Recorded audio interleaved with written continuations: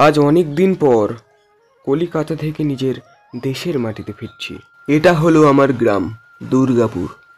অনেক ছোটবেলায় চলে গিয়েছিলাম দেশের বাইরে পড়াশোনার ক্ষেত্রে। আজ এত বছর পর, প্রায় ৪৫ বছর পর আমি আমার দেশে ফিরছি।